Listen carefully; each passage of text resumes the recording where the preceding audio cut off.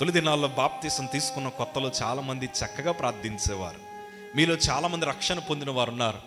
ఈ మధ్యకాలంలో రక్షణ తీసుకున్న వారి పరిస్థితులు ఎలా ఉన్నాయంటే, వారు దేవునికి దూరం అయిపోయారు, ప్రార్థనకు దూరం అయిపోయారు, లోకానికి దగ్గరయ్యారు, నటించడంలో అత్యున్నత డిగ్రీలు పొందేశారు.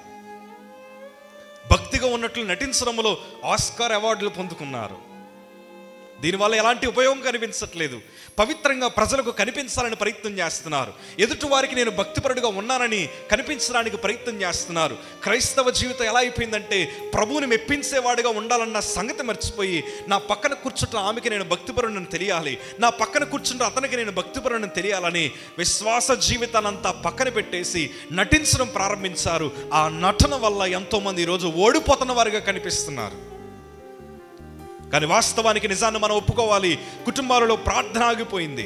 ఈరోజు మీ కుటుంబంలో ఏదైనా సమస్య వచ్చినా, ఈరోజు మీ కుటుంబంలో ఏదైనా శోధన వచ్చినా, మనం చాలా గలిబిలైపోతూ ఉంటాం. ఏం చేయాలి? అప్పుల బాధ వచ్చేసింది, ఎక్కడ లోన్ పెట్టాలి, ఏ బంగారం తాకట్టు పెట్టాలి, ఏం చేయాలి, ఎన్నెన్నో తలంపులు. పిల్లల భవిష్యత్తు ఏంటి, ఈరోజు వడ్డీ కట్టాలి, ఎలాగ మన జీవితం, ఈరోజు ఉద్యోగాలు లేవు, ఎలాంటి మన జీవితం. ఓపిక అయిపోతుంది, మనసంతా చాలా గలిబిలైపోతుంది. రకరకాల ఆలోచనలు మనకు రన్ అవుతూ ఉంటాయి. ఈరోజు సేవకుడిగా నేను చెప్తున్నాను, రకరకాల ఆలోచనలు మన జీవితంలో రాకూడదు. మనకు రావాల్సిన ఒకే ఒక ఆలోచన ఏంటో తెలుసా? రండి కలిసి మనం ఏం చేద్దాం అనాలి? ప్రార్థిద్దాం.